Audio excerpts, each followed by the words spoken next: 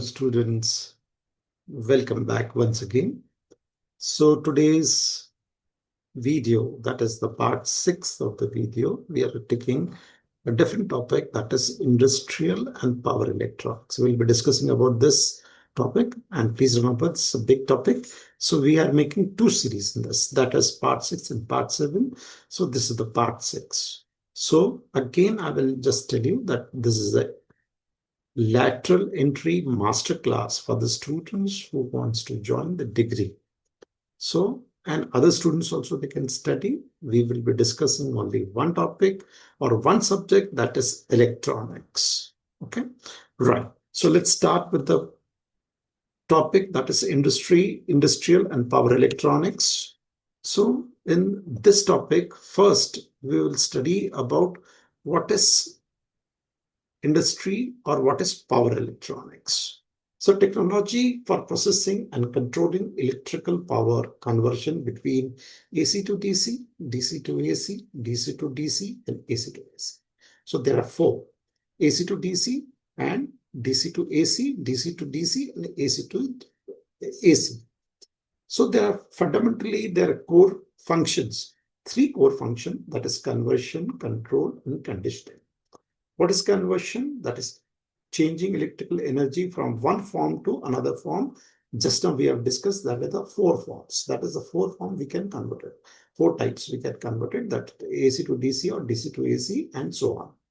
Second is controlling, that is we call it as a regulating voltage, current and frequency to suit the specific needs of a circuit or for any device. Third is conditioning, shaping power for optimal delivery and usage. We have to shape it in a such a way so it can be optimized and it can be deliverable. All right, so you can see three diagrams over here. I just, for example, I've given you the just to make you understand. One is regulated power supply, the first one on the left hand side. Second one is inverter, that is DC to DC. We are switching this, and third is pure switching, right? With the help of a transistor, we are switching to the other side. That is, we can step up, or rather we can step it down also. Okay, so let's study about the converters first. Okay, so power electronic converters. So it is divided into the four categories. Just now we have discussed those four categories. That is AC to DC, DC to DC, DC to AC, and AC to DC.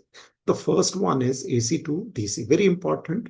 So here we use a part that is very important, where stage is very important, that is rectification stage. And there we use a component called diode, right?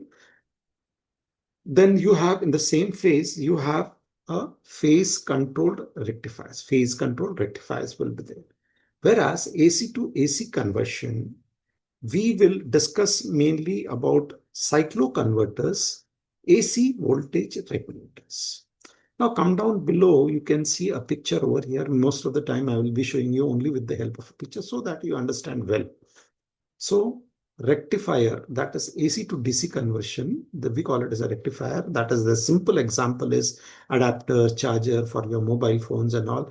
They work on the same principle, that is rectification, where we are converting AC to DC. Second is the inverter, right? We use in our homes also some inverters, which take the things from DC, the supply from DC, and converts to AC. That those appliances we call it as a converters. AC to AC, the simple this thing for transmission, distribution, what we see in this thing, big power transformers will be there. So those are nothing but AC to AC conversions. Whereas DC to DC converters, we call it as a choppers and SNPS also. So let's talk about the second part, that is inverters. Okay. So when we talk about inverters, the first thing is chart. So we just come to the left hand side, that is this side, you can see here. So inverter are categorized in two, that is according to the output waveform and according to the type of load. Okay, type of load and waveform. When we study about waveform, there are three types of waveforms, that is square wave, modified sine wave, and sine wave, pure sine wave. Okay, sine wave, modified sine wave, and square wave. So the story ends up here itself.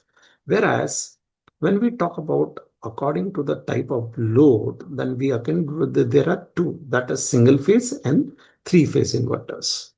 When we talk about single phase inverters, there are half bridge, full bridge, whereas three phase inverters will have 120-degree mode of conditioning. This is, we are talking about three phase, okay, 120 and 180-degree accordingly. Again, when we discuss about inverters, we can again categorize it into main categories, that is voltage source and current source. One is called as voltage source is called as inverters, and current source is inverter, that is VSI and CSI. Now come on the top side, on the right hand side, there are solar inverters. You should know where we use it. So solar panels, where you have a solar panels, there we use a solar. In that we have hybrid type of inverters and off-grid, on-grid, hybrid, solar. So these are the different type of inverters. Please remember. Down below, you can see a simple inverter, what we use, sine wave inverter, what we use in our homes. Okay. So here, when you come down here, there are three major type of inverters when we discuss about this. So waves you can see over here. One is square wave, one is sine wave, and one is modified wave. So how, when the comparison chart is to be made, you should remember these three types. Now we will discuss about the application part, where we use all this, that is power electronics things and all industries, and which industries and all, we will discuss about that. So first big industry is consumer electronic industry. The examples are phone charger, PC power supplies, LED lights, and so on. Transportation, that is a big industry, electrical vehicle, EVs, hybrid cars, train, and propulsion type of vehicles will be there. Okay. Now, industrial automation, variable in industrial automation, where there also we use it, that is variable speed motor, driver, and robotics, right?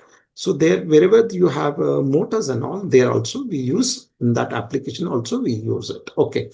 Then we use it in a renewable energy, solar inverters, wind turbine converters, EV charging station, and so on. Power systems, high voltage DC, HVDC, grid stabilization, and there we use it. So these are the main application of our power electronics or industrial and power electronics subject. Now you can come down a little bit on the left hand side and you will see here power semiconductor devices. So you should know the SCR came in the beginning, that is 50s and 60s. At that time, we used to have SCR and thyristor. So all our circuits were dependent on this type. Then 70s power BGTs came. Okay. And 1980s power MOSFETs came. This was a very big change from BGT to MOSFETs. And 1990 IGBT were introduced. That is dominant today. In today also we use IGBT. But we have one more thing now which is coming up right now, that is in 2000, that is this generation. We call it as a wide band gap. There we have two material, that is SiC and GaN, that I will just tell you after some time. Okay. So device comparison, when you compare a device, okay, when you compare a device, that is you'd compare SCR, IGBT, MOSFET, SMPS and all. At that time, you should know the voltage and frequencies. Okay. So SCR very high, low 60 hertz, that is 60 hertz, low frequency, you can say. HVDC heating, it will be used for that purpose. Okay. IGBT high and medium. Okay. High and medium. So in that category, we take it to 1 to the 100 kilohertz motor drivers. So IGBTs are used there. Then we come to the MOSFETs, medium to high, medium to high. That is, if we talk about frequency, it is 100 kilohertz to 1 megahertz plus. And SMPS, right, with an SMPS. SiC and GaN, that is high, very high megahertz EV fast charging, there we use this. What? The SiC and GaN that I'm going to tell you just in a few seconds. Okay. Core power converters. What are the core power converters? AC to DC, we call it as a rectifier, right? You can see on the screen, this is the rectification, half-wave rectification, full-wave rectification. You have done it before. DC to AC inverters, right? DC to AC inversion will be there. So from battery, it will take and frequency, and thus the AC mains are given as an output. Okay. DC to DC chopper, buck and boost isolation. On the bottom side, you can see the buck converter and boost converter. This is the circuit diagram. How the inductor load is connected before the transistor, after the transistor, in series and parallel. That is boost and buck isolated transformers, converters we call it as. Then third is comes to AC converters. That is, I just now told you, cycloconverters and matrix circuit. Okay, cycloconverter and matrix circuits. All right. Okay. Most common topologies. When we talk about topologies, the most common topologies is buck converter. What is buck converter? Steps down DC voltage. When the word comes buck, then it is a step down DC voltage. Boost is step up. Okay, boost is step up DC voltage. Then you have full bridge inverters, create AC from DC. Three-phase VFD industry. These are the topologies we are just discussing, but you can study a lot. You will get on this particular topic. We will be discussing only important points of it. So three-phase VFD. What is VFD? Variable frequency drivers. Industry standards for motor and all we have using it. So you can see here, this is the VFD circuit where different VFDs are used for three-phase, single phase to drive the motor.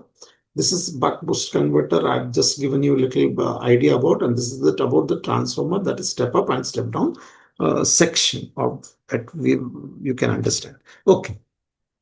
Now we will discuss the very important part, which I told you that we will discuss about SiC and GaN. Okay, so we say that's a wide band revolution. That is why SiC and GaN, that you should know. Why we are using this. So before going to the right hand side chart, high efficiency, more than 99%, high frequency operation, high temperature tolerance, small system size, application, where do we use it? SiC, that is SiC stands for silicon carbide. Please remember, SiC stands for silicon carbide. EV traction, solar inverters, industrial drivers. Okay. Then GaN comes the GaN. GaN stands for GaN. So G is capital, A is smaller, and N stands, it's again capital, that's gallium nitride. Okay, these are the material. Okay, so fast charger, data centers, aerospace. So these are the where it will are performance comparison. Suppose we do a performance comparison, traditional SI IGBTs versus SiC MOSFETs. 50% more, 50% lower switching losses. That losses will be 50% less. 3 multiple of higher frequency possible, and 70% smaller heat sink. That is 70% the heat sink, because heat sink is also a very important subject that we'll discuss in the coming video. So smaller heat sink is required. Now you can go same thing, you can compare it here, SiC and GaN, right? You can find a lot of difference here. That's why I've given you this particular chart. Okay. Now let's come to our question and answer session, that is our MCQ session. Few of the important questions I have put it here. So let's discuss one by one. So number one is, which device is most suitable for 1 megahertz switching frequency? So SiC MOSFET, that is silicon carbide MOSFETs, are the most suitable. Second question, a buck converter performs what? DC voltage step down. It converts DC voltage. It performs DC voltage step down. Out of 4, the correct answer is DC voltage step down. Right. Let's jump to the third question. In a VFD, that is variable frequency drivers, what follows the rectifier stage? The DC links follows the rectifier stage. The answer should be DC link. Let's go to the fourth question. The main advantage of GAN over SI is higher frequency capabilities. That's just now we have discussed now. And the answer should be high frequency capabilities. Fifth question, harmonics in power systems are mainly caused by non-linear loads, right? It is due to load, but it is non-linear loads. The correct answer is. Let's jump to the sixth one. The UPS typically includes rectifier, battery, and inverter. That is it is present in the circuit. Rectifier, battery, and inverter. That is the correct answer. Let's go to the seventh one. Once triggered into conducting, an SCR silicon control rectifier can be turned off only by reducing the anode current below holding current. This is the correct answer. These questions are important for you. So I will be telling you which questions are important and what you should be studying, because I will be pointing it out. Oh, anyhow. So eighth question, which topology provides galvanic isolation? Flyback converter is the correct answer. Okay. Ninth question, the IGBT, insulated gate bipolar transistor, the full form for IGBT, combines the advantage of MOSFET's high input impedance and BJT's low saturation voltage. So this question is also important. So please remember question number 7 and question number 9. Both of them are important for the subject. Anyhow, so these are the few questions I have given. I told you in the beginning, this is a big topic. So we'll make one more video after this, and please watch and subscribe to and share with your friends so that it will be helpful for all of you. Thank you very much. Thanks for watching, and all the best for your exams.